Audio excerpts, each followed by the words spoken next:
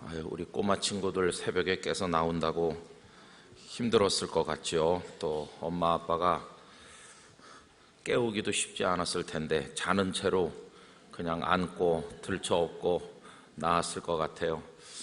요 앞에 아이들이 이렇게 앉은 거 보니까 너무너무 사랑스럽습니다. 또 자기 발로 걸어오지 못하고 안고 들어오는 어머니들도 많으신데 우리 아이들도 참 훌륭하고 또 데리고 나온 부모님들 더 훌륭합니다. 여러분 축복의 박수를 우리 마음을 다해서 한번 하겠습니다.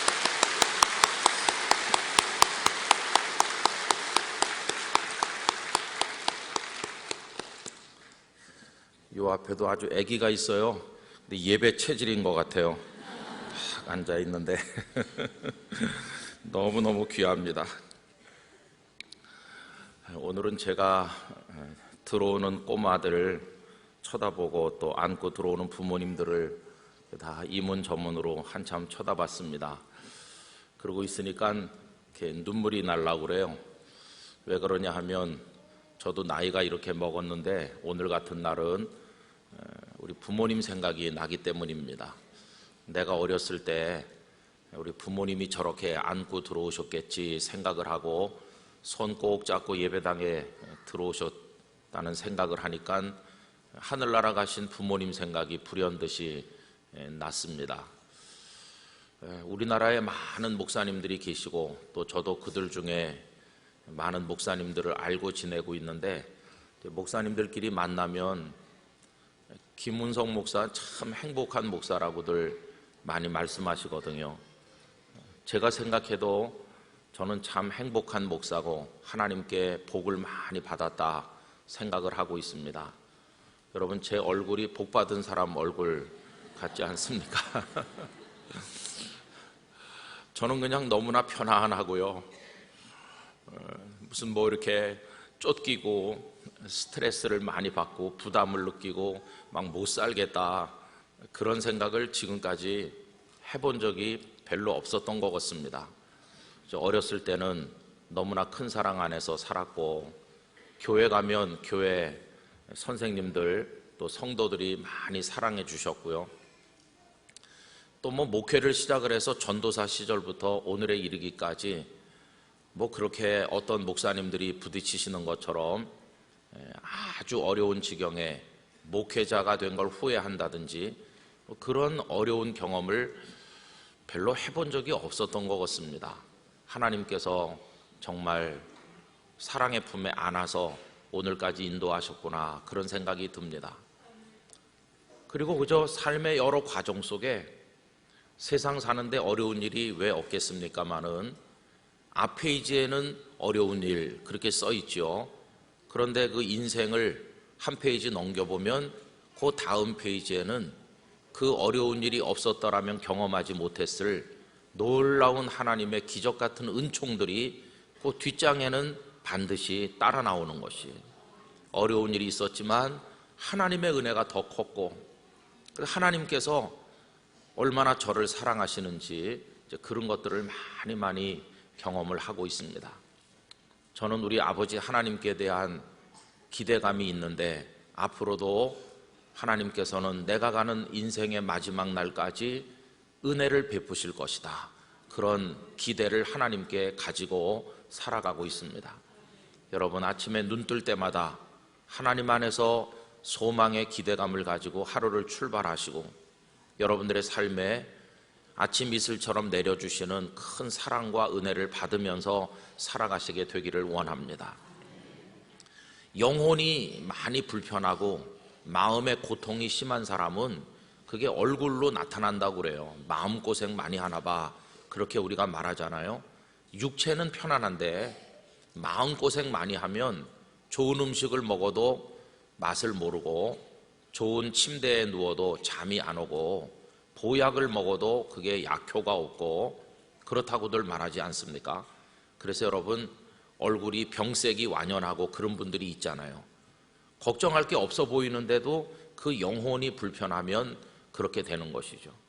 그러나 초막이나 궁궐이나 그 어디나 하늘나라라는 찬송가 가사처럼 어렵고 힘든 상황에 있어도 하나님께서 보호하시고 하나님께서 인도하시면 우리는 기쁨이 충만한 사람으로 살아가게 될 줄로 믿습니다. 주님 안에 있는 참된 평화가 우리의 것이 되어야만 할 것입니다. 그래서 여러분, 행복한 그리스도인이 되시기를 축원합니다. 목회 가정에 이런 하나님의 은혜를 저에게 많이 주셔서 행복한 목사로 감사하며 살고 있는데, 이런 복을 내가 어떻게 받았을까 생각을 해보는 것이죠. 도대체 내가 어떻게 이런 하나님의 사랑과 복을 얻었을까? 여러분, 첫째는 하나님께서 복을 주신 그 자체가 중요한데요, 그 다음에 어떻게 이렇게 질문해 보면 거기 분명한 대답이 하나 있습니다. 그게 뭐냐 하면요, 뭐 제가 열심히 해서 그렇다는 얘기를 하는 게 아니고요, 우리 부모님의 은혜라는 생각이 듭니다. 그래서 아까 제가 오늘 아침에 아이들을 보니까 눈물이 났다 하는 말씀을 드리는 것입니다. 저희 부모님께서는 다른 건 다 많이 양보를 하셨지만 절대로 양보하지 않으시는 것들이 있었는데, 하나님 앞에 가서 예배 드리는 일에는 절대로 양보를 하신 적이 없으셨습니다. 제가 한 6살, 7살 그 무렵에 저희들이 살던 집에서 교회까지 가려면 철길을 많이 건너야 했습니다. 철길 안전장치가 그때는 별로 없었습니다. 기껏해야 안전장치라는 것이 기차가 저기서 오면 땡땡땡땡땡땡 이렇게 소리가 나면 사람들이 멈춰 서고 차단기가 청 내려오는 거죠. 그러면 섰다가 차단기가 올라가면 기차 다 지나갔나 보고 건너가는 건데, 조금 더 이제 건널목이 큰 데는 거기 지키시는 분이 계셔서 사람들을 통제하죠. 차단기도 내리고 건너가지 못하게 가로막고 있다가 이제 기차가 지나가면 지나가곤 했습니다. 그렇게 하는데도 불구하고 매년 교회까지 가려면 건너다니던 그 건널목에서 많은 사람들이 한 대여섯 명씩은 늘 사고가 났던 것 같아요. 열차에 교통사고가 나는 것입니다. 그래서 어렸을 때는 어머니가 아무리 제가 몸이 불편하든지 가기 싫어해도 손목 잡고 그 철길 너머까지는 꼭 데려다 주셨어요. 자, 여기서부터는 혼자 가거라. 그러면 이제 제가 혼자 가는 거죠. 근데 조금 커서 초등학생이 되니까 이제 그 다음부터는 저 혼자서 교회를 다니게 됐는데, 굉장히 춥던 겨울이 지금도 생각이 납니다. 그때는 기온이 지금보다 더 차가웠는지는 모르겠지만 하여튼 죽어도 다 부실하고 의복도 요즘처럼 따뜻한 의복이 아니니까 하여튼 굉장히 추웠던 것 같아요. 그런데 그 철길 건너서 예배당까지 가는데 얼마나 추운지 그냥 막 견딜 수 없을 정도로 추운 것입니다. 손이 막 곱아서 떨어질 것 같고 막 코가 다 얼어 들어오는데, 그렇다고 저희 어머니가 호깝대기만 입혀서 보냈나 보다 그렇게 생각하시지는 마십시오. 턱 신고요, 거기다가 벙어리 장갑 해갖고 장갑 잃어버릴까봐 줄로 묶어서 여기 잠바에다 꿰매가지고 아예, 그래서 이제 벗어도 그 장갑이 덜렁덜렁 하잖아요. 그렇게 다 사셨죠? 네, 그렇게 하고 그다음에 털모자 쓰고 그다음에 귀마개 하고 목도리 두르고, 그런데도 너무너무 추운 거예요. 그래가지고 이제 예배당 뜰에 척하니 올라가면 그 예배당 뜰이 굉장히 넓었습니다. 여기 이제 우리 배단위 광장처럼 생각하시면 되는데, 올라가면 저기 우리 예배 드릴 방이 보이잖아요. 그때부터 왠지 눈물이 막 나는 겁니다. 막 드디어 도착했다 그러면서 막 울면서 이렇게 울면서 예배당 문을 열고 들어가면 선생님들이 그때 이제 장작을 떼가지고 막 후끈후끈 했는데, 그 난로가에 서 계시던 선생님들이 나와가지고 막 안아주고 여기 와서 몸 녹이라 그러고 그랬던 생각이 나요. 저는 가끔 그때 장면이 떠오르면서 우리가 인생살이도 너무 춥고 힘들어서 울면서도 한 걸음 한 걸음 걷다 보면 천국문에서 기다리던 주님이 우리를 영접해 주겠지, 그런 생각을 하곤 했었습니다. 그때 그 여선생님들은 하나같이 다 예뻤던 것 같아요. 저를 그렇게 사랑해 주시고. 그런 날이 혹독하게 추우면 어머니가 야 오늘은 교회 하루 쉬어라, 그럴 수도 있을 것 같은데 절대 예배 드리는 일에 양보가 없으신 거예요. 그 다음에 또 이제 이거 갖다가 연보, 그땐 연보라는 말을 많이 썼죠. 헌금 바쳐라 그러면서 주시면 이걸 꼭 갖다 바쳐야지, 이걸 갖다가 뭐 알사탕 사 먹는 데 쓴다든지 그건 절대로 용납이 안 되는 것이에요. 그러면 제가 바쳤는지 안 바쳤는지 그걸 어떻게 어머니가 아시나? 저희 어머니가요, 얼마나 용이 주도한지 모릅니다. 주도 면밀하고 용이 주도하고 무서운 분이었어요. 저희 담임 선생님한테 와가지고 우리의 헌금 바쳤냐고 확인하는 거예요. 그럼 거기 이제 장부에 헌금 잘 바친 아이들 나중에 상을 주기 때문에 다 거기 쓰거든요. 그래서 매달 달 몇째 주일은 뭐 500원을 바쳤고 100원을 바쳤고 그게 다 거기 기록되어 있는데 빼먹으면요, 그 다음 날부터 이제 불호령이 나는 거예요. 절대 그런 건 양보를 안 했어요. 그렇게 양보 안 하시는 것들이 몇 가지 있었습니다. 근데 그게 다 하나님을 경외하는 것에 양보가 없었어요. 그 대신 나머지는 다 그저 저 좋은 대로 해주셨어요. 너 하고 싶은 대로 해라. 그리고 다 편하게 해주셨어요. 근데 하나님께 예배드리고 하나님 앞에서 뭘 하는 데는 절대로 양보가 없으셨어요. 그러다가 심지어는 제가 목사가 된 다음에도 양보 안 하신 이야기를 말씀드리지 않았습니까? 그게 언제였느냐 하면 다 알고 계신 대로 제가 부산에 목회하러 내려가던 그때입니다. 부산의 영도중앙교회에서 저를 담임 목사로 오라고 하는데 저는 마음 준비가 안 됐고 늙은 부모님 서울에 계시고 저만 내려간다고 하는 게 마음에 너무나 걸리고 여러 가지 이런 생각 저런 생각 끝에 그 교회의 요청을 응답하지 못하고 그냥 차일피일 미루고 있었습니다. 그리고 제가 어디서든 제일 먼저 오라는 데 가겠다고 수년 동안을 기도했음에도 기도대로 순종하지 못하고 있었던 그때 아버님께서 저를 경책하셨죠.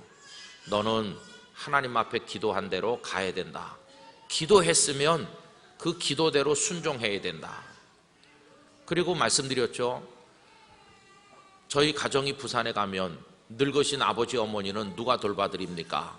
여러분, 이 대목이 오늘 아침에 저에게 눈물이 나게 한 것이, 자식이라고 그때 하나밖에 없는데 저희가 떠나면 어머니 아버지는 누가 모십니까? 다 70도 넘어서 늙어가시는데, 그랬더니 부모님 말씀이, 네가 목사 안수 받던 날 저녁에 우리가 집에 와서 하나님 앞에 기도를 드렸는데, 하나님, 이제 오늘 우리 아들이 목사가 됐으므로 오늘부터 우리 가정에 아들은 없습니다. 하나님의 종이 한 사람 있을 뿐입니다. 그러니까 하나님께서 원하시는 대로 쓰시옵소서. 그렇게 했다고 말씀하시면서 너는 내 자식이기 이전에 이제는 하나님의 종이니까 하나님께서 원하시는 대로 가야 된다고, 늙은 부모 생각하지 말고 가라고 말씀하셨어요. 여러분, 그게 부모님 입장에서 보면 뭡니까? 자식을 왜 보내고 싶겠어요? 옆에 두고 싶으시겠죠. 그렇지만 뚝 떼서 하나님께 바친 것입니다.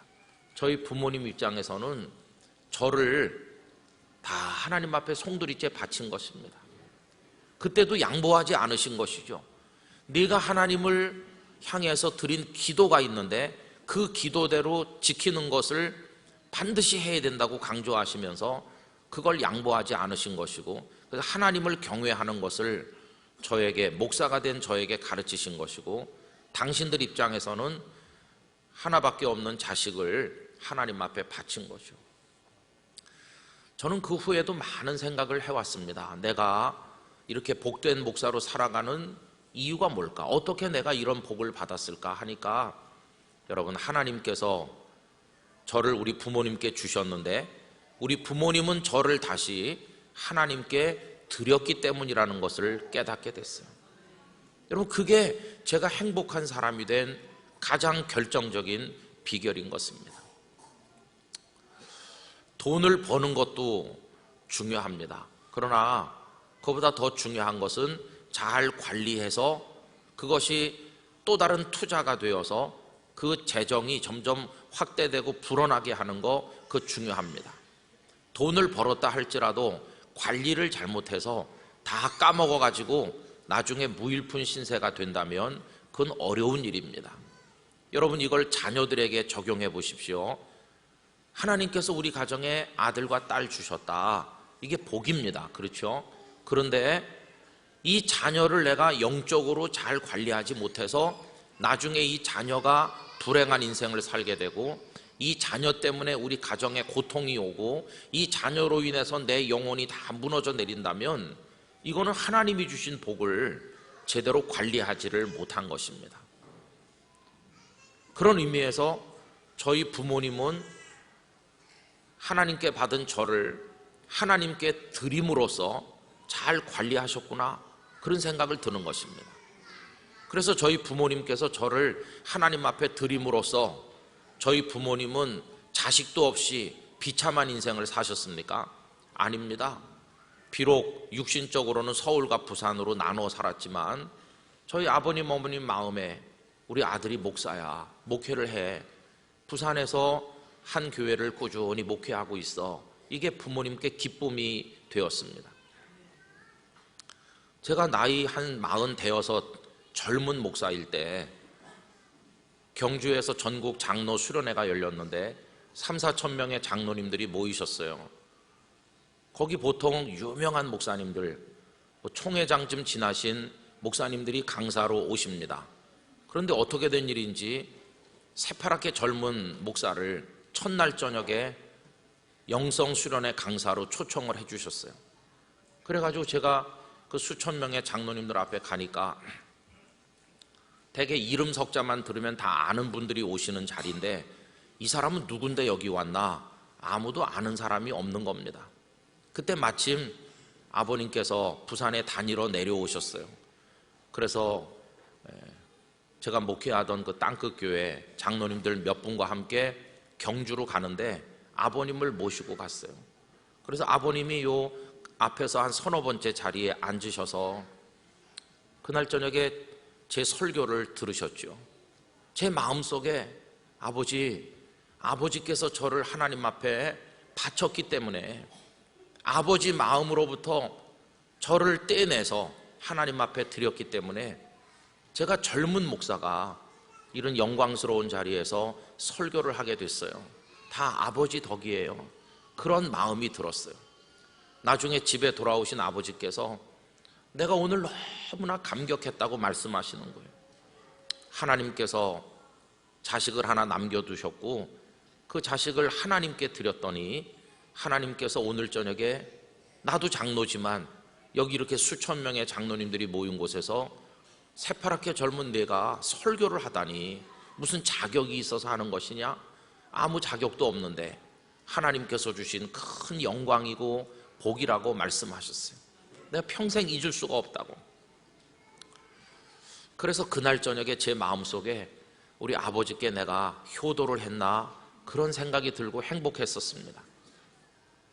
여러분, 무슨 얘기를 말씀드리려고 하냐 하면요, 이 자녀들을 하나님께서 여러분들에게 복으로 주셨어요. 그런데 이걸 진짜 복이 되도록 잘 영적으로 관리하시는 지혜가 있으셔야 될 거 아니겠습니까? 그게 뭐냐 하면 다시 하나님께 드리시는 거예요. 하나님께 다시 드리면 없어지는 게 아니고 더 큰 복이 되어서 돌아오게 된다는 것입니다. 우리는 하나님 앞에 언제나 기도합니다. 하나님 주세요, 주세요, 주세요 기도합니다. 그런데 우리의 문제는 뭐냐 하면 하나님께서 주셔서 받은 다음에 이걸 어떻게 관리해야 될지를 몰라요. 이걸 관리하는 지혜가 있어야 되는데 관리하는 법을 모르니까 다 없어지고 마는 겁니다.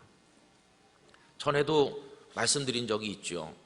제가 어렸을 때 어머니 따라서 부흥사경에 많이 따라다녔는데, 그래서 어느 강사 목사님 오셔서 은사 집회를 했습니다. 그 목사님은 성령의 능력을 성도들에게 임하게 한다 그러면서 안수기도도 많이 하시고 그렇게 하셨어요. 그래서 이제 부흥 집회 가서 철없는 초등학교 4학년 때 안수기도 받고 나도 성령의 사람이 되기를 그렇게 기도했어요. 근데 참 이상하죠. 그 집회가 끝난 다음에 저에게 신유의 은사가 임했습니다. 아무것도 모르는 어린애가. 그래가지고 저는 그런 걸 모르죠. 근데 권사님들, 집사님들이 저를 불러서 안수기도를 해달라고 하는 겁니다. 그리고 교회 기도실에 가면 제 고객들이 쪼로로 누워 계셔요. 그럼 제가 이제 교회 마당에서 땀 뻘뻘 흘리면서 뭐 구슬치기 하고, 옛날에 다방고라고 하는 거였는데 막 땀을 흘리고 놀다가 저 위에서 부르면 손 씻고 올라가잖아요. 그래도 손은 씻고 가야 고객들을 안수할 거 아닙니까? 그래 올라가면 권사님들이 운성아 나 여기 머리가 아파, 여기 이상하게 배가 아픈 것 같아. 이제 그러면 제가 이제 그 조그만 고사리 같은 손을 대고 하나님 할머니가 아프대요 뭐 이렇게 기도를 하는 거죠. 그럼 다 병이 나았다고 하는 겁니다. 그래 얼마나 신기합니까? 그리고 또 저는 빨리 끝나고 내려가서 놀아야 되는 겁니다. 하나님께서 귀한 은사를 주신 것이죠. 근데요 그게 한 1년 남짓 지나니까 그 다음에는 이렇게 해도 안 되는 거예요. 아무리 할머니가 아프대요 그렇게 해도 이게 안 되는 거예요. 야 작년에는 낫더니 올해는 안 낫는 것 같다. 이렇게 은사가 없어졌어요. 그게 아직 어리니까 하나님께서 우리에게 은사를 주시면 받는 걸로 끝나면 안 되고 잘 관리를 해야 되잖아요. 기도 생활을 계속하고 이래야 되는데 철이 없으니까 그런 걸 모르는 거죠. 여러분 다 마찬가지입니다. 저는 우리 영락교회 성도님들께서 하나님께 기도하시는 거 다 응답으로 받으시기를 바랍니다. 근데 받는 게 능사가 아니고 어떻게 관리할 것인가가 문제인데, 잘 관리해서 작은 복이 더 큰 복이 되고 그 복이 더 큰 복으로 우리에게 계속해서 주어지도록 하는 비결이 뭐냐 하면 간단해요. 하나님 저에게 주셨으니 나도 드리겠습니다. 그게 복의 비결이에요. 여기 한나가 와서 기도할 때 뭐라고 기도했습니까? 내게 아들을 주시면 어떻게 한다고 약속을 했죠? 드리겠습니다. 이렇게 약속했죠. 하나님께서 사무엘을 주셨잖아요. 그랬더니 한나가 입 싹 씻고 마는 게 아니라 나도 드리겠습니다. 이렇게 하는 거예요. 여러분 그게 오늘 본문의 핵심 귀절이라는 걸 알 수 있는데, 오늘 말씀 27절부터 28절까지 우리 큰 소리로 다시 한번 읽읍시다. 이 아이를 위하여 내가 기도하였더니 내가 구하여 기도한 바를 여호와께서 내게 허락하신지라. 그러므로 나도 그를 여호와께 드리되 그의 평생을 여호와께 드리나이다 하고 그가 거기서 여호와께 경배하니라. 아멘. 빨간 색연필 있으시면 줄을 치시면 되겠어요. 27절 중간부터 내가 구하여 기도한 바를 여호와께서 내게 허락하신지라. 여러분 이 은혜를 얻으시기를 축원합니다. 여러분들이 기도 대각성을 통해서 기도하시는 것이 하나님으로부터 허락받게 되기를 기원합니다. 하나님이 주시기를 원합니다. 자, 그랬더니 28절 그러므로 나도, 이게 중요한 것이죠. 많은 사람들이 하나님께 기도해서 받은 다음에 입을 싹 씻어요. 모른 척해요. 그런데 여기 한나는 그게 아니에요. 하나님 나에게 주셨으므로 그러므로 나도 그를, 내 아들을 여호와께 드립니다. 이겁니다. 여러분 더 큰 복으로 그 복이 발전되고 더 확대되는 비결이 바로 이겁니다. 나도 여호와께 드리겠습니다. 그런데 드리는데 이게 쉬운 것입니까? 아주 어려운 것이에요. 한번 생각을 해보세요. 한나가 사무엘을 하나님 앞에 드릴 때 며칠 갖다 맡겼다가 며칠 찾아오고 그런 게 아니에요. 그 남편이 실로의 성막에 하나님 앞에 제사하러 올라갈 때 한나는 몇 해 동안 올라가지 않았어요. 그러면서 하는 말이 내가 젖될 때까지 기다렸다가 아주 바치려고 한다는 거예요. 그냥 완전히 드리겠습니다. 이게 온전한 헌신이 어려운 것이죠. 그 다음에 방금 읽은 28절에도 보면 그의 평생을 드린다는 거예요. 평생 그냥 온전하고 완전하게 드리는 거예요. 한 5년만 드리는 게 아니고 평생을 드립니다. 이렇게. 더군다나 아이가 어리다고 하지 않았습니까? 24절 맨 끝에 보니까요, 실로 여호와의 집에 나아갔는데 아이가 어리더라. 여러분 아이를 낳아가지고요 한 생후 1개월 2개월 됐을 때 아직 정도 깊이 들기 전에 그 아이가 재롱 부리는 거 보기 전에 아이도 뭐가 뭔지 모르던 그 갓난아기 시절에 갖다 바친다면 오히려 쉬울 수도 있어요. 아니면 한 15살, 20살쯤 키워가지고 스스로 판단하게 된 다음에 너는 하나님의 사람이 되라, 이렇게 데리고 가는 거 오히려 쉬울 수가 있어요. 그런데 이제 나아가지고 젖을 뗄 때까지 키웠습니다. 정이 들 대로 들고 사랑이 그 아이에게 다 쏟아 부어졌습니다. 그 아이가 아장아장 걸어다니고 엄마 엄마 이렇게 부르면서 한창 귀엽고 눈에서 뗄 수가 없어요. 그 품에서 놓을 수가 없어요. 그런 아이를 평생 갖다 바친다는 게 쉽겠습니까? 더군다나 그 남편도 참 훌륭해요. 한나가 그렇게 할 때 엘가나가 끝까지 반대한다면 쉽지 않았을 텐데 엘가나도 찬성을 했어요. 그대가 원하는 대로 하라, 이렇게 했어요. 여러분, 이래가지고 한나는 하나님께 받은 그 아들을 다시 드린 것입니다. 저는 믿습니다. 오늘 아침에 우리 꼬마 친구들이 많이 왔는데 부모님들 이거 하나님 자녀로 축복으로 받으신 거 믿습니까? 이 자녀들이 더 잘 되길 원하세요? 그러면 하나님께 드리시기 바랍니다.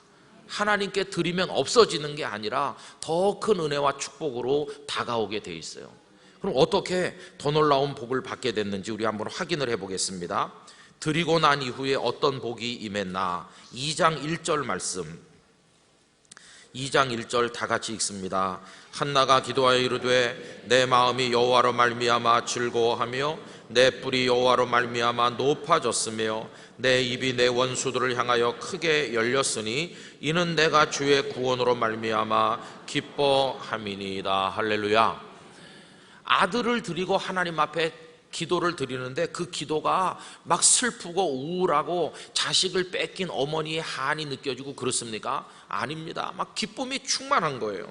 내 마음이 여호와로 말미암아 즐거워하며 맨 끝에 내가 주의 구원으로 말미암아 기뻐함이니이다. 여러분, 한나가 아들을 하나님 앞에 드릴 때 강탈당하듯이 뺏기듯 드린 것이 아니라 막 기쁨으로 할 수 있었어요. 아, 한나에게 드림으로 인하여 기쁨의 복이 임했구나. 여러분, 이 기쁨 경험하시게 되기를 기원합니다. 그리고 이제 한나가 아들을 맡기고 돌아갈 때 혼자 돌아가잖아요. 얼마나 쓸쓸하겠어요. 아이를 두고 가는 어머니의 마음이 어떻겠어요? 그런데 하나님께서 다른 자녀들을 한나에게 더 많이 낳도록 하시는 것입니다. 여러분, 21절, 2장 21절 같이 읽읍시다. 여호와께서 한나를 돌보시사 그로 하여금 임신하여 3 아들과 2 딸을 낳게 하셨고 아이 사무엘은 여호와 앞에서 자라니라. 아멘. 하나님께서 아들 하나를 받으시고 그 대신 몇 명을 주셨어요? 5명을 더 주셨어요. 이게 하나님께서 우리에게 복을 주시는 방식인 것입니다. 처음부터 한나가 하나님으로부터 받았잖아요. 한 명도 없던 한나가 하나님께 1명을 받아서 그 1명을 나도 드립니다 그러면서 드렸더니 5배로 받은 것이 5배. 여러분, 이게 하나님이 주시는 축복의 비결인 줄로 믿습니다. 자, 그러면 사무엘은 어떤 인물로 성장했을까? 3장으로 가십시다. 하나님께서는 사무엘에게 큰 복을 주셔서 위대한 지도자로 성장하게 해주시는데 3장 19절 말씀부터 4장 1절까지 다 같이 이어서 읽도록 하겠습니다. 사무엘이 자라매 여호와께서 그와 함께 계셔서 그의 말이 하나도 땅에 떨어지지 않게 하시니 단에서부터 브엘세바까지의 온 이스라엘이 사무엘은 여호와의 선지자로 세우심을 입은 줄을 알았더라. 여호와께서 실로에서 다시 나타나시되 여호와의 말씀으로 사무엘에게 자기를 나타내시니라. 사무엘의 말이 온 이스라엘에 전파되니라. 아멘. 하나님께 드렸더니 그 사무엘이 얼마나 위대한 사람이 됐는지 몰라요. 여러분, 거기 19절부터 다시 한번 뜯어서 제가 읽어보겠습니다. 사무엘이 자라매. 여러분, 엄마 품에서 키우지 않았지만 하나님께서는 잘 자라게 하셨습니다. 우리가 자라게 하는 게 아니라 하나님께서 자라게 하실 줄로 믿습니다. 여호와께서 그와 함께 계셔서 어머니는 아들을 데리고 돌아갔지만 하나님께서는 그 아들과 함께 하셨습니다. 오늘 새벽에 나온 우리 자녀들의 평생에 하나님의 임재가 있으시기를 기원합니다. 또 그가 권위 있는 사람으로 성장을 해서 사무엘이 말이 하나도 땅에 떨어지지 않게 하셨다. 그는 신실한 사람이 되고 인격적으로 성숙한 사람이 되고 그가 무슨 말을 하면 사람들이 다 믿어주게 되었고 그 말이 성취되게 되어서, 그래서 20절 끝에 보세요. 사무엘은 여호와의 선지자로 세우심을 입은 줄을 알았더라. 누가요? 온 이스라엘 백성이 저 사무엘은 우리의 지도자다, 사람들에게 존경과 인정을 받게 됐어요. 그 다음에 거기 1절로 가보시면 여호와께서 실로에서 다시 나타나시되, 하나님께서 끊임없이 나타나서 만나주시는 사람이 되었어요. 여호와께서 실로에서 여호와의 말씀으로 사무엘에게 자기를 나타내셨어요. 사무엘은 하나님의 음성을 듣는 사람으로 평생을 살게 됐어요. 여러분, 우리의 자녀들이 그렇게 되기를 간절히 기원합니다. 그 다음에 4장 1절, 사무엘의 말이 이스라엘의 몇몇 사람에게만 먹힌 게 아니라 온 이스라엘에 전파되었어요. 뿐만이 아니죠. 나중에 쭉 읽어보면 사무엘이 모든 백성들을 하나로 모읍니다. 흐트러졌던 마음을 모으고 우상에 빠졌던 백성들을 돌아오게 하고 미스바 평지에 모여서 하나님 앞에 회개 기도를 하고 오랫동안 그들을 억압했던 블레셋을 물리치고 이스라엘을 굳건하게 세우는 위대한 지도자가 된 걸 볼 수 있어요. 저는 생각해 봅니다. 한나가 사무엘을 얻었지만 하나님께 했던 약속 같은 거 다 헌신짝 같이 버리고 절대 못 바칩니다, 이렇게 끌어안고 있었다면 사무엘은 어떤 사람 됐을까? 사무엘은 그저 평범한 사람 중에 하나로 끝났을 가능성이 많죠. 그런데 하나님이 내게 복 주셨으니 나도 하나님께 드리겠습니다, 이렇게 하나님께 바쳤더니 말로 표현할 수 없는 복이 그에게 임한 것이, 마음의 풍성한 기쁨이, 5명의 자녀를 더 낳는 축복이, 그리고 그 아들 사무엘이 둘도 없는 이스라엘의 지도자가 되는 영광을 경험하게 된 것을 볼 수 있어요. 여러분, 오늘 우리 특세가 마무리되는 날인데요, 이 소중한 생명들 하나님께서 복으로 주셨습니다. 이제 어떻게 하면 이 복이 더 큰 복으로 우리에게 돌아올 것인가? 여러분들의 자녀를 하나님 앞에 드리시기를 바랍니다. 하나님께 다 드리시면 하나님은 몇 갑절로 만들어서 우리에게 되돌려 주실 것입니다. 여기 자녀를 키우는 부모님들에게만 해당되는 말씀이 아닙니다. 여러분, 사업을 하셔서 물질을 얻었다면 하나님께서 내게 물질 주셨는데 하나님, 나도 하나님의 선한 사업을 위해 드리겠습니다. 건강 주셨는데 내 건강 하나님 앞에 드리겠습니다. 내게 생명 주셨으니 이 생명의 시간을 하나님 앞에 드리겠습니다. 그래서 오늘 아침에 드리는 결론이 하나입니다. 하나님, 나도 드리겠습니다. 이렇게 하면 더 큰 은혜와 축복을 경험하게 될 줄로 믿습니다. 이번 한 주간 동안 드린 말씀은 우리 아이들에게만 해당되는 말씀은 아니고 우리 모든 성도들이 새겨야 될 말씀인데, 첫날부터 오늘까지 말씀을 집에 가셔서 다시 읽으시고 묵상하면서 온 성도들이 가슴에 영의 양식으로 삶의 지표로 삼게 되시기를 부탁드립니다. 이 특세를 위해서 바깥에서 주차 안내해 주신 많은 봉사자들 감사드리고, 주방에 애쓰신 분들 감사드리고, 무엇보다 교육부의 부장 장로님과 여러 부서에 책임지신 분들, 교육자들, 우리 아이들을 챙겨주신 교회학교 선생님들, 아이들을 데리고 나오신 부모님들 진심으로 감사를 드립니다. 여러분, 한 해 동안 여러분들의 자녀가 잘 되기를 원합니다. 키도 잘하고 몸도 잘하고 마음도 잘하고 믿음도 잘하고 학업도 진보가 있고, 내년에 자녀 특별 새벽기도에 또 모일 때는 더 큰 감사를 가지고 이 자리에서 모이게 되기를 간절히 기원합니다. 우리 영락의 자녀들 속에 하나님이 기뻐하는 인물들 많이 배출되기를 주님의 이름으로 축원합니다. 기도하겠습니다. 거룩하신 아버지 하나님, 오늘 아침에 우리 꼬마 친구들의 칭얼거리는 소리, 때로는 울기도 하는 소리, 웃는 소리 듣게 해주셔서 감사합니다. 아이들 소리가 끊어진 것은 바로 적막강산이요 희망 없는 곳인데, 우리 교회 자녀들을 주신 하나님을 찬송합니다. 더 많은 아기들이 태어나게 하여 주시고 믿음 안에서 자라게 하여 주시옵시고, 이들 위해 하나님의 축복의 손을 얹어 주시기를 원합니다. 받은 복을 더 큰 복으로 만드는 비결은 나도 드리나이다의 있음을 잊지 말게 해주시길 원합니다. 자녀를 하나님 앞에 드리는 마음으로 키우게 하시고 하나님 우리에게 주신 온갖 좋은 것들을 하나님께 드리는 마음으로 살아가도록 인도해 주시옵소서. 그렇게 할 때 없어지는 것이 아니라 10곱, 100곱, 1000곱절로 늘어나서 다가오는 하나님의 신령한 복을 모든 성도들이 경험하게 하여 주시옵소서. 내일은 3.1절 100주년을 기념하여 전세대 예배로 예배하기도 하는 귀한 주일입니다. 아버지 하나님, 내일 우리들의 예배 가운데 역사하여 주시고 성도들의 오가는 발걸음이 복되게 하여 주시옵소서. 하나님, 우리나라가 내후회란의 여러 가지 어려운 상황에 처해 있습니다. 원하옵건대 우리 자녀들이 살아갈 이 땅의 미래가 결코 전쟁이나 가난이나 어려운 일이 없게 해주시기를 원합니다. 자유민주주의 국가로 지켜주시옵시고 신앙의 자유가 있는 나라로 지켜주시옵시고 번영하는 나라로 지켜주시옵시고 세계 선교의 등불을 드는 나라가 지속적으로 되게 하여 주셔서 우리 자녀들이 그 주역이 되게 하여 주시기를 간절히 원하옵나이다.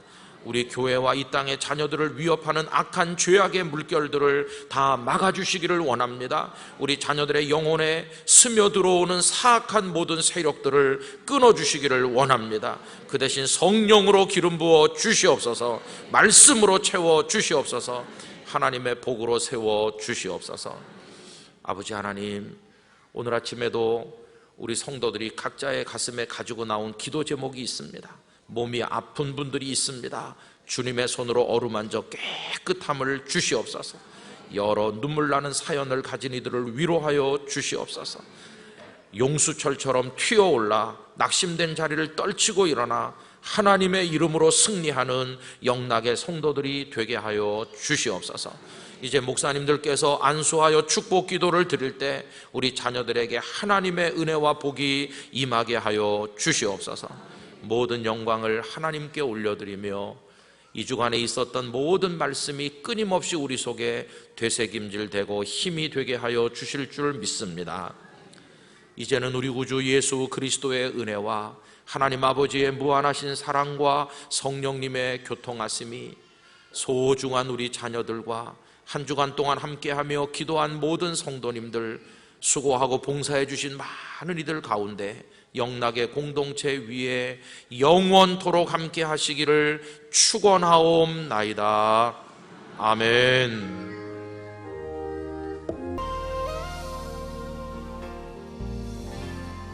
기도 대각성 운동을 하면서 다른 어느 때보다도 기도에 관한 많은 생각을 하게 되는 것 같습니다. 무엇보다 기도를 좀 더 많이 해야 되겠어 하는 생각도 했습니다. 또 그런가 하면 그 무엇도 기도보다 앞서지 못하게 하는 기도 최우선의 삶을 살아야 되겠다고도 생각을 했습니다. 그러면서 성경에서 훌륭한 선배들에게서 기도를 좀 배워야 되겠다는 생각을 하기도 했습니다. 그 중에 빼놓을 수 없는 한 분이 오늘 본문에서 만나게 되는 사무엘 선지자이십니다. 여러분, 사무엘의 기도와 인생은 어떤 것이었다고 생각하십니까? 오늘 읽은 성경 말씀은 사무엘이 사사로 지나던 어느 날 있었던 일입니다. 백성의 장로들이 왕을 세워달라고 요청했습니다.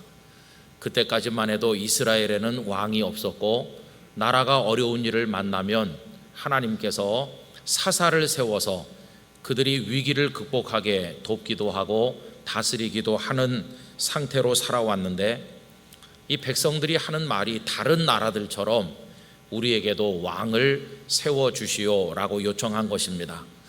그들의 요청이 본문 5절에 기록되어 있습니다. 그에게 이르되 보소서, 당신은 늙고 당신의 아들들은 당신의 행위를 따르지 아니하니 모든 나라와 같이 우리에게 왕을 세워 우리를 다스리게 하소서 한지라.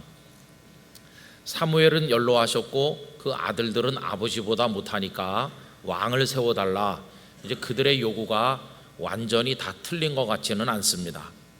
그런데 이런 요청을 받았을 때 사무엘의 마음이 어떠했는고 하니 대단히 못마땅했다는 겁니다. 그래서 그는 이 문제를 두고 하나님께 기도를 드렸습니다. 여러분 6절 말씀 보십시오. 우리에게 왕을 주어 우리를 다스리게 하라 했을 때에 사무엘이 그것을 기뻐하지 아니하여 여호와께 기도하매라고 되어 있죠. 자, 이 문제를 가지고 이제 기도를 하셨어요.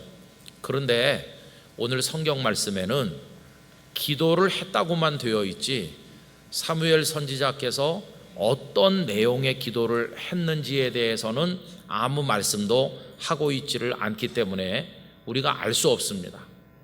그러나 우리가 사무엘의 입장에 서서 생각을 해보면 그때 사무엘로서는 하나님 앞에 드릴 수 있는 기도가 한 두어 가지 있었겠다는 걸 짐작할 수 있습니다.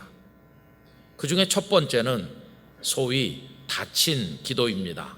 이렇게 하는 겁니다. 하나님, 왕을 세워달라고 하네요. 지금까지 하나님께서 그들을 얼마나 사랑하셔서 인도하셨습니까? 그리고 저도 나름대로 최선을 다했는데 이제 와서 왕을 세우라고 하니 참 마음이 섭섭합니다. 그러니 하나님, 그들을 좀 꾸짖어 주세요. 그런 말일랑 다 버리게 해주시고 지금처럼 하게 해주세요 라고 기도하는 방법이 있을 겁니다. 그런데 왜 이런 기도를 다친 기도라고 표현하느냐 하면 본인의 마음에 이러이러한 응답을 받았으면 좋겠다고 하는 생각을 가지고 그걸 하나님 앞에 제시하면서 기도하는 겁니다. 그러니까 내 생각대로 되면 응답을 받았다고 여길 것이고 내 생각대로 안 되면 응답을 못 받았다고 생각하겠죠. 하나님께서 기도하는 사람의 마음을 기쁘게 해주시려면 그가 원하는 대로만 해야지 다른 방법이 없질 않습니까? 외길이죠. 이게 다친 기도라고 할 수가 있습니다. 그런데 여러분, 다친 기도는요 좀 문제가 있습니다. 교회 생활에 열심히 한 처녀가 있었는데 교회에서 부흥사경회가 열릴 때 찬양대원으로 참석했습니다. 그런데 강사 목사님께서 설교를 하다가 종종 질문을 하는데 이 자매가 아주 질문에 대한 대답을 잘하는 겁니다. 그러니까 강사님이 기특하니까 일어나 보라고 이 처녀가 일어났어요. 보아하니 시집을 안 간 것 같은데 맞느냐? 예, 아직 미혼입니다. 하나님이 참 기뻐하시는 것 같다고, 머지않아서 멋진 신랑감이 나타날 거라고, 키 176 그리고 뭐 이렇게 얘기했어요. 사람들이 막 박수 치면서 좋아했어요. 다 웃었어요. 근데 문제는 176이 꽂혔다는 거예요, 가슴에. 그래가지고 이 처녀는 그 다음부터 하나님 아시죠? 176cm입니다. 이렇게 기도를 계속했어요. 나중에 어떻게 됐을까요? 제가 아는 한도대로는 시집 못 갔어요. 왜냐하면 176cm가 아니니까. 누가 중매하려고 그러면 키가 몇이에요? 이렇게 물어보는 거거든요. 여러분, 이게 다친 기도입니다. 마치 의사 선생님을 찾아가서 배가 아픕니다 이렇게 말하고는 진단도 처방도 안 받고 그러니 소화제 주세요라고 요구하는 사람과 똑같아요. 이 다친 기도의 문제는 내 마음의 생각을 가지고 그걸 하나님 앞에 강요하듯 말씀드리면서 내 생각을 하나님의 뜻보다 더 높은 데 두는 교만이 되기가 쉬운 문제를 가지고 있다는 것입니다. 그러면 이제 그런 기도가 문제가 있다고 그러면 여러분, 우리는 어떤 기도를 드려야 될까요? 다친 기도의 반대는 뭐 표현하자면 이제 열린 기도라고 하겠죠. 열린 기도는 아무런 전제를 달지 않은 기도입니다. 하나님, 저 사람들이 왕을 세워달라고 합니다. 여기까지 하고 이제 그 다음에가 중요한 건데 어떻게 할까요? 이렇게 하는 겁니다. 여러분, 그렇게 하면 하나님께서 어떻게 대답하시던지 그게 다 하나님의 응답이 됩니다. 여러분, 하나님께서 그들을 막 꾸지람 하시면서 옛날처럼 되게 하셔도 응답이고, 그렇게 하시지 않아도 어떻게 할까요? 하나님 말씀하시는 대로 하겠습니다. 이렇게 했으니까 모든 게 다 응답이 되는 거 아니겠어요? 그러면 여기 사무엘이 기도를 했는데 하나님의 응답이 뭐였었는지 우리 7절에 올라가서 보도록 하겠습니다. 7절 다 같이 읽으실까요? 여호와께서 사무엘에게 이르시되 백성이 내게 한 말을 다 들으라. 이는 그들이 너를 버림이 아니요 나를 버려 자기들의 왕이 되지 못하게 함이니라. 아멘. 어떻게 하나님께서 내가 야단쳐서 그런 생각 못하게 하겠다 그러셨나요? 아닙니다. 그 사람들이 하는 말을 다 들으라는 거예요. 나는 지금 그것 때문에 기분이 안 좋고 못마땅한데 하나님께서는 뜻밖에도 백성의 말을 들으라 이렇게 대답하시는 겁니다. 만약에 사무엘이 다친 기도를 그때 드린 게 맞다면 굉장히 섭섭했겠죠. 그러나 하나님 어떻게 할까요? 어떻게 말씀하시든지 그렇게 하겠습니다 라고 기도했다면 그들의 말을 다 들으라고 해도 예 알겠습니다 그러면 되는 거니까 섭섭한 게 없진 않겠어요. 성도 여러분, 우리 영락교회 성도님들은 어떻게 기도하시는지 제가 모르지만 여러분 어떻게 하세요? 아마 모르긴 몰라도 거의 대부분의 기도는 다친 기도를 하고 있을 거라고 생각합니다. 그래서 오늘 우리가 그동안 다친 기도를 드리는데 너무 익숙했다면 이제는 하나님 어떻게 하시겠어요? 이렇게 하는 열린 기도로 우리의 기도를 좀 옮겨보면 어떨까 하는 생각을 말씀을 드리는 것입니다. 그러나 여러분 너무 오해는 하지 마세요. 그러면 내 생각은 요만큼도 말씀드리지 않고 가만히 기다리기만 하느냐? 그건 아니죠. 우리가 생각하는 거 말씀드려도 좋아요. 176 그렇게 해도 괜찮아요. 그런데 문제는 뭐냐 하면 나는 그렇게 했는데 하나님께서 176cm보다 큰 사람 보낼 수도 있고 작은 사람 보낼 수도 있다고 생각하면서 하나님이 주시는 사람을 기쁨으로 내게 주시는 축복으로 받을 수만 있으면 되는 거 아니겠어요? 중요한 건 뭐냐 하면 하나님께서 어떻게 정하셔서 내게 응답하시든지 아멘 할 수 있는 그 마음가짐, 그것이 핵심이라고 하는 것입니다. 여러분, 그래서 우리들은 모든 기도를 내 생각을 담아 드리긴 드리지만은 맨 마지막에 가면 내 주여 뜻대로 행하시옵소서 이렇게 기도를 해야만 될 것입니다. 우리가 살아보면서 기도하면서 경험한 것은 어차피 모든 것은 하나님의 뜻대로 될 거 아니겠어요? 그렇다고 한다면 우리가 이제 기도하는 마음가짐을 좀 새롭게 가져야 되겠다고 하는 것입니다. 자, 그러면 이제 앞으로 좀 열린 기도를 많이 하면 좋겠는데요. 이게 말은 쉽지만 사실은 그렇게 쉬운 게 아니라는 게 문제입니다. 쉽지 않을 뿐만 아니라 굉장히 힘들거나 아니면 고통을 감내하지 않으면 안 될 만큼 어렵다는 게 문제입니다. 얼마 전에 손흥민 선수가 소속되어 있는 토트넘과 리버풀이 유럽의 챔피언스 리그 결승전에서 격돌을 벌인 거 알고 계시죠? 저는 그거를 위해 기도는 하지 않았지만 제 나름대로 마음에 각본은 있었어요. 이렇게 리버풀이 먼저 2골 넣어라. 그리고 끌려가다가 종료 5분 전에 손흥민이 3골을 연속으로 넣어라. 그리고 그것도 3번째 골은 후반전 끝나고 나서 추가 시간 종료 한 20초 전에 넣어라. 그러면 손흥민 선수가 세계적인 영웅이 된다. 손흥민이 유명해진다고 나한테 생기는 거 아무것도 없지만 그래도 나 그렇게 됐으면 좋겠어 이렇게 생각을 했거든요. 그런데 처음에는 제 생각대로 잘 되더라고요. 왜냐하면 2골 먼저 먹더라고요. 야, 잘 된다. 이제 손흥민이 3골만 넣으면 되는 거야. 근데 웬걸요, 그날 한 골도 못 넣고 그 팀은 아예 한 골도 못 넣습니다. 그냥 2대0으로 끝나더라고요.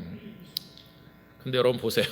축구야 뭐 이길 수도 있고 질 수도 있고 져도 괜찮고 이겨도 괜찮아요. 어제 밤에 졌다고 너무 분노하지 마세요. 그거는 그냥 괜찮은 거예요. 근데 진짜 어려운 게 있잖아요. 우리 영락교회 성도들이 기도할 때마다 하는 거 있잖아요. 하나님, 남북 간의 회담 몇 번 했지만 아무것도 된 것도 없고, 미국과 북한이 만났지만 오히려 지금 더 어려운 것 같고, 그리고 김정은은 여전히 이렇게 건강해 보이고, 그리고 지금까지 또 미사일 계속 쏘고, 언제까지 이렇게 하시렵니까? 그 다음에 이제 내 생각을 말씀드리는 거예요. 하나님, 김정은과 그의 악한 세력을 한 달 안에 팍 망하게 해주세요. 한 달도 길어요, 하나님. 일주일 안에. 그리고 저처럼 착한 사람이 권력을 잡게 해주세요. 그래서 핵무기 다 없애고 그냥 평화통일, 복음통일 되게 해주세요.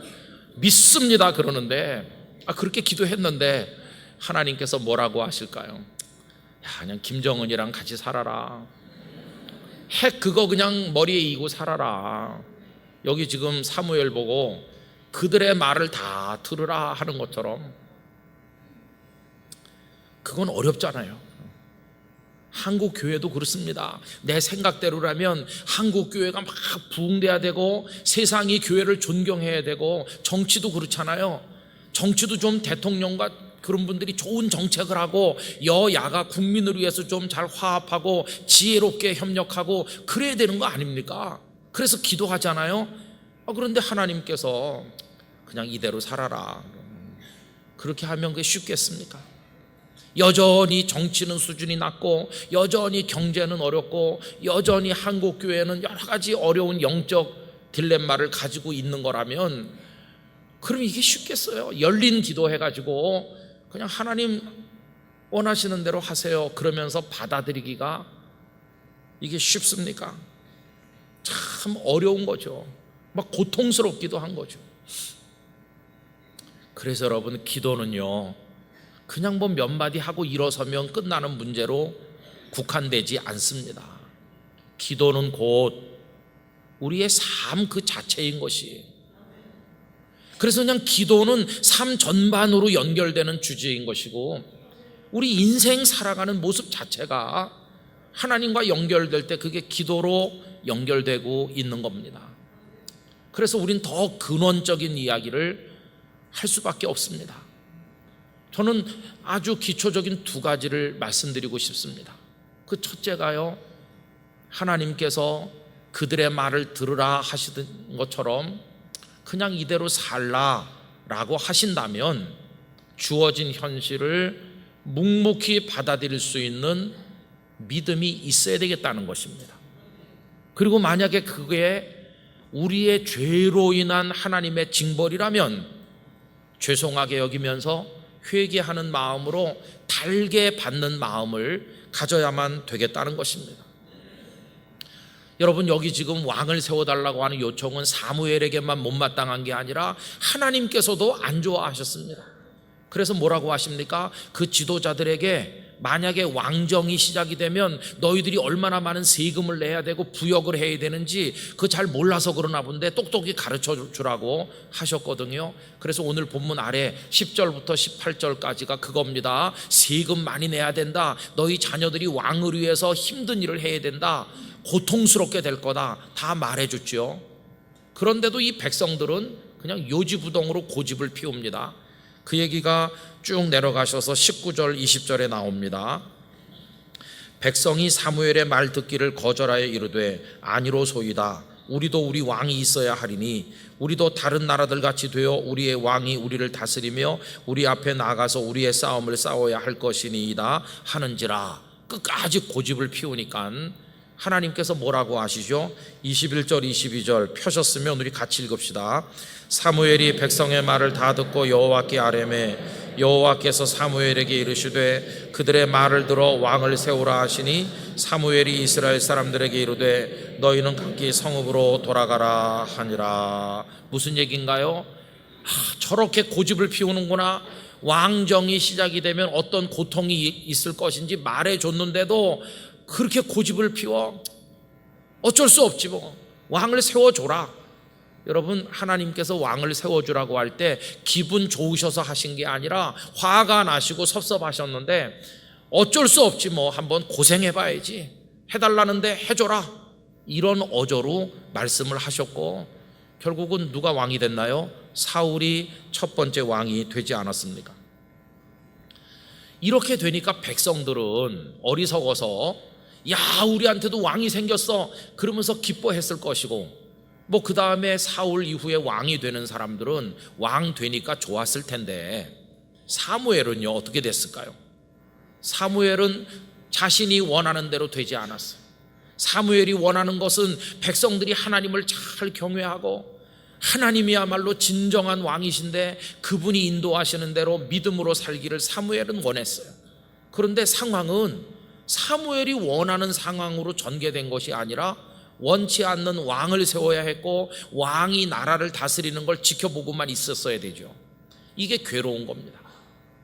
여러분, 우리가 지금 대한민국 사회에서 살고 한국 교회 안에서 신앙생활하고 우리 가정, 우리 일터 속에 속해 살고 있는데 현재 벌어지는 여러 가지 상황이 우리 성도님들이 다 원하는 대로 지금 되고 있나요? 아니지 않아요. 많은 경우에 있어서 이거는 아니야, 내가 원하던 시대가 이런 시대는 아니었어, 이러실 거 아니겠어요? 그럼 어떻게 해야 되겠습니까? 하나님께서 그냥 이대로 살아라 하신다면 그때 필요한 믿음은 뭘까요? 그걸 받아들이는 것입니다. 그걸 묵묵히 아멘으로 받아들이면서 한 걸음 한 걸음 그 상황을 견디면서 살아나가는 것입니다. 사무엘은 그때부터 사울이 통치하는 나라의 한 백성이 되어서 그 통치를 받으면서 묵묵히 살아나가게 된 것이었어요. 더군다나 우리 앞에 벌어지는 상황이 우리의 죄에 대한 징벌이라면 어떻게 하시겠어요?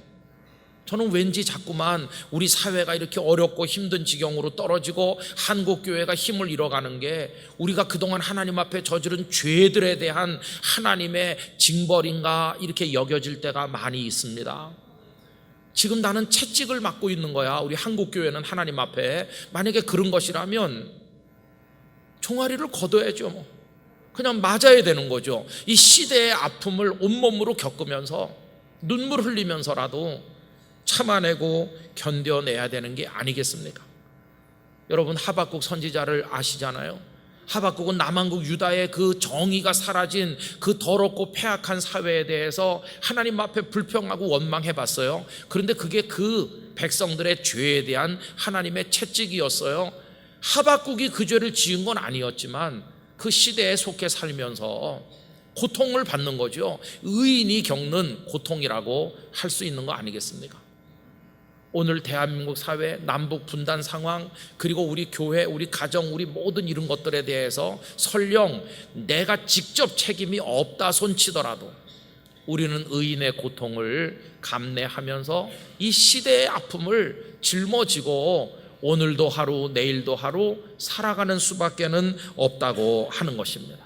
묵묵히 어금니를 꽉 깨물고 감당하면서 그 짐을 짊어지고 걸어가는 수밖에는 없는 거죠. 여러분, 그건 패배하는 것입니까? 아닙니다.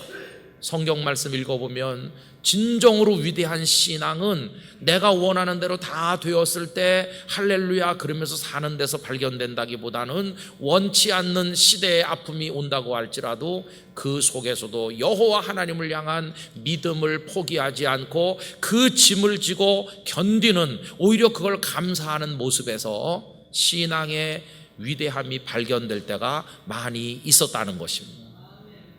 여러분, 그런 믿음을 가지고 우리 영락교회 성도들이 오늘 이 시대가 주는 고통을 감사함으로 감당해낼 수 있으시기를 바라는 것입니다. 그 다음에 두 번째로, 그러면 내가 원하는 상황대로 하나님이 이루어 주시지 않는 것처럼 보이면 이제 기도를 다 포기하는 것입니까? 아닙니다. 그런 상황에서도 하나님을 향한 나의 고백과 대화는 기도를 통해 끊임없이 계속되어야만 한다는 것입니다. 여러분, 여기서 기도는 그냥 무엇을 얻어내기 위한 수단에 머무르는 게 아니라 하나님 앞에서 하나님의 사람이 이 땅에 존재하고 살아가는 삶의 방식으로 승화되는 것입니다. 여러분, 기도가 무엇입니까? 알라딘의 램프처럼 내가 원하는 걸 얻어내는 수단인가요? 아닙니다. 하나님의 사람들은 기도를 통해서 하나님 앞에 존재했고 기도를 통해서 하나님 앞에서 살아갔음을 깨닫게 되질 않습니까? 여기 사무엘이 그런 기도를 우리에게 보여줍니다. 원하지 않는 대로 왕을 세워야 해서 그는 사울을 왕으로 세워줬습니다. 뭐든 진행되는 게 불만이 많을 거 아닙니까? 그러면 사무엘은 이제 더 이상 기도하지 않았나요? 아닙니다. 우리가 사무엘의 기도를 생각할 때마다 떠올리는 유명한 고백을 그분이 12장 23절에서 말씀하고 있지요. 12장 23절 앞부분에 보면 이렇습니다. 나는 너희를 위하여 기도하기를 쉬는 죄를 여호와 앞에 결단코 범하지 아니하고, 이렇게 말하죠. 앞으로도 나는 기도하겠다. 앞으로도 나는 한 번도 기도를 멈추는 죄를 범하지 않고 계속해서 기도하겠다는 것이, 여러분, 기도했어도 본인이 원하는 대로 안 이루어지는 상황이 왔는데 그런데도 기도를 포기하지 않겠다는 것이, 성도 여러분, 기도 대각성 운동이 끝난 것입니까? 아닙니다. 우리 생의 마지막 순간까지 계속해서 우리는 기도해야 될 줄로 믿습니다.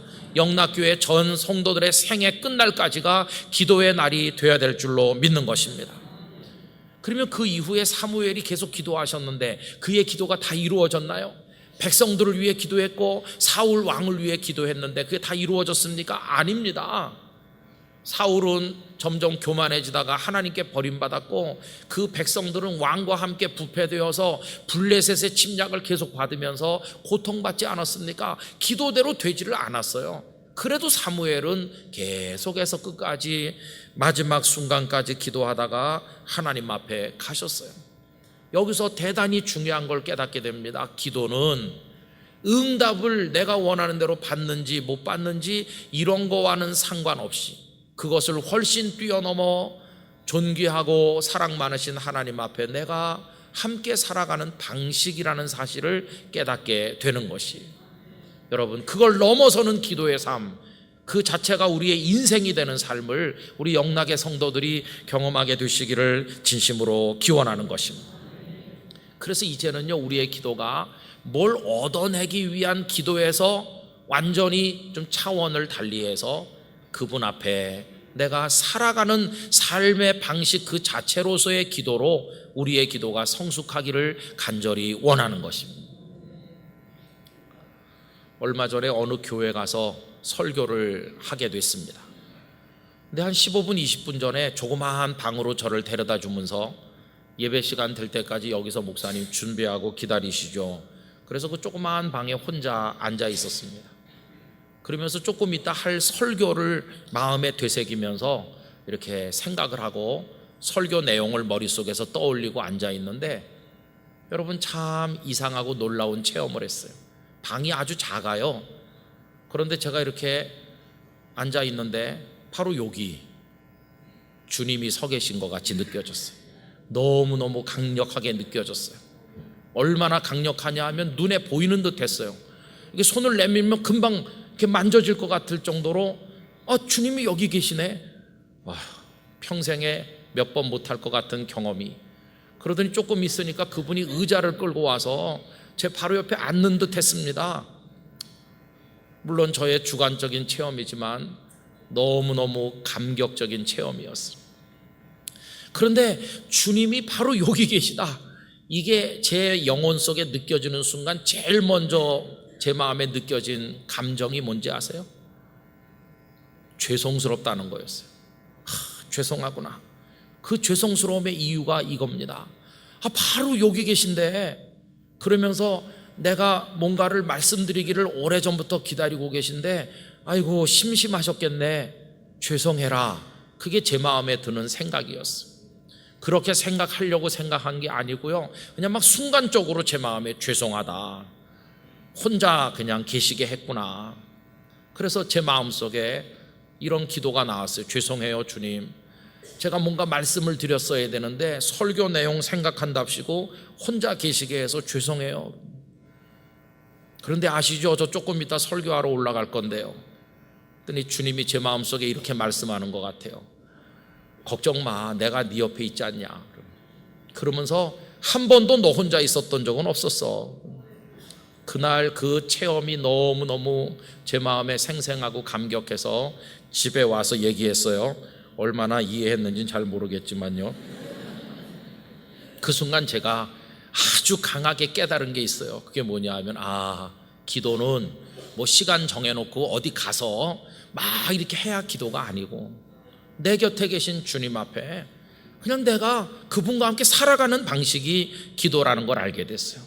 그분과 함께 살아가는 겁니다. 내가 원하는 대로 됐어 안 돼서 이거는 중요한 게 아니에요. 그거는 나중의 문제인 것이고, 그냥 주님 앞에 내가 있고 그분께 말씀드리고 그분의 마음이 내 마음에 전해지고, 야, 나 주님과 같이 살아. 그때 기도가요, 삶 그 자체가 되는 것이 얼마나 기쁨이고 놀라운 축복인지 말할 수가 없는 것입니다. 여러분, 여기 지금 우리 주님이 같이 계시거든요. 여러분의 모든 마음의 생각을 하시고 우리의 뜻이 아니라 당신의 뜻대로 우리를 끌고 가실 때, 우리는 원망하고 불평하는 게 아니라 주님 뜻대로 되기를 원하는 마음으로 따라가면 그게 삶이며 기도며, 그게 또 다시 또 삶이며 기쁨이며 축복이 될 거 아니겠어요? 전 우리 영락교회 성도들의 기도가 그렇게 성숙되기를 축원합니다. 그럼 뭐 기도 대각성 운동 날짜 정하고 이런 건 다 시시하게 보일 거예요. 나의 평생이 주님과 함께하는 기도다, 이렇게 여겨질 것이고, 그 기도가 곧 삶이 될 것입니다. 그런 신령한 은혜가 충만하시기를 간절히 축원합니다. 기도하겠습니다. 거룩하신 아버지 하나님, 무엇을 얻기 위한 우리의 욕심을 늘어놓는 행위로서의 기도가 아니라 아버지의 뜻대로 되기를 원하는 믿음으로 어떤 주어진 환경 속에서라도 감사함으로 살면서 시대의 아픔을 감당해내면서, 그리고 기도가 삶이요 삶이 기도가 되는 주와 더불어 함께 걷는 인생, 우리 영락의 성도들에게 축복으로 허락해 주시옵소서. 예수님의 이름으로 기도 올리옵나이다. 아멘.